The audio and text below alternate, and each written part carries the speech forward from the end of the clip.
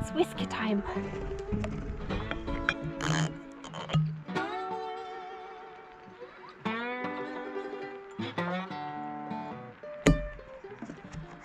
This is Signatory Vintage, which is an independent bottling company.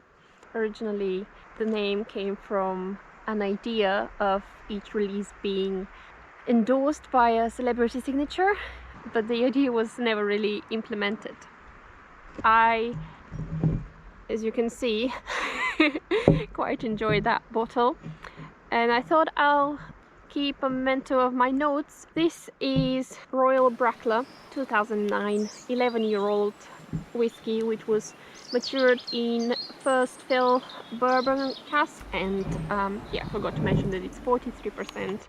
It's natural color, so for 11 years this is what you would expect the color would be on a first fill bourbon cask. Royal Brackla is a Highland distillery which is near Nairn, and it was first established in 1812 by William Fraser, one of 3 distilleries, I believe, to use Royal in their names.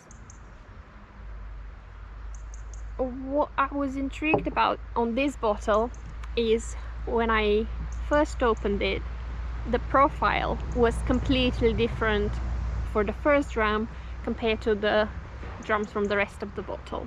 I have my notes here from that first dram, and I'll get back to what it tastes like now in a moment. On the nose, at first it was young wine, and followed by old books or an antique bookshop, leather notes. It was reeking of antique bookshop. That was also hidden in between some honey and apples, but fermented apples, apple cider. Another note on the nose that I've not had before is tires, rubber. Then that changed into some pineapple and grapefruit notes. On the palate, at first I had cherries and raisins, darker fruit notes, and again apple cider, apples, definite light brown sugar, caramel, ginger. The palate was a lot more subdued than the nose. The nose was just a punch in the face, something I hadn't had before, whereas in the palate I was getting what you would expect from a Highland whiskey. Light brown sugar, caramel notes, ginger, a bit of brine and ash. On the finish I also had a hint of mint and ginger. That was the first dram, and let's see what it's like now after the bottle is almost over.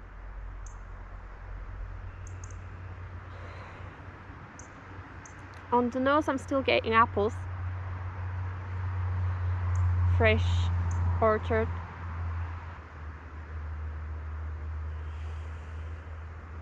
Apple cider, but more appley than the fermented fruit version that I had at the beginning. A touch of grapefruit. On the nose still I have some dark fruit, maybe some cherry jam,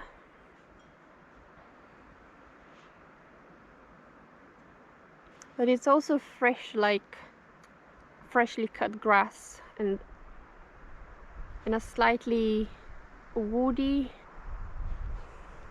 yes, a bit of wood, maybe pine. There's a little robin over there. I'll try it again in a second. Let's get to try it.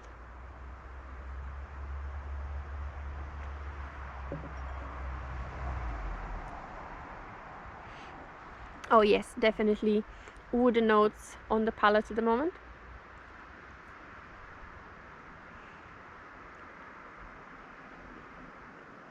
A touch of ginger. The apples still comes through.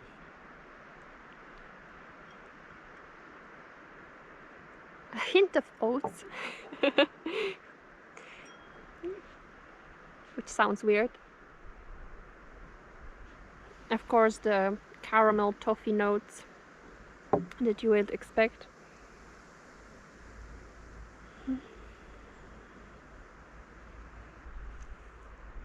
Vanilla fudge.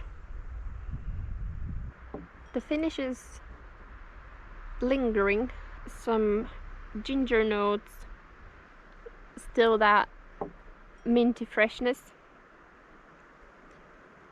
which is, yes, definitely still hanging about. As I was going through the bottle, I also had a bit of shortbread on the nose, still floral and fruity, palette of apples and vanilla fudge, finish of woody caramel. It changed to a slightly briny on the nose. Oh, that's lovely. Oh, that's a hit of apples in there. Oh, yes.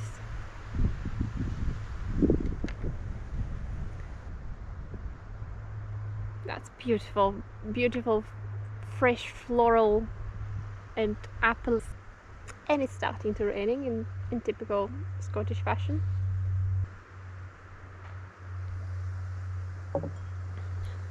Yeah, on the palate it's more woody, light fruit. That is a very enjoyable dram. This is it for this review of Possibly in Frame Signature Vintage Single Malt Scotch Whisky from Royal Brackla from 2009. The rabbit went away.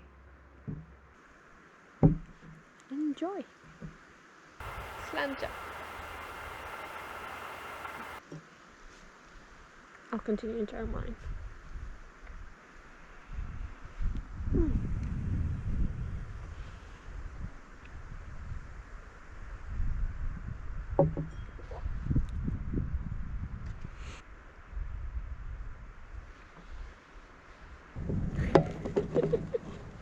The cask number of this one is 307030 plus 307033.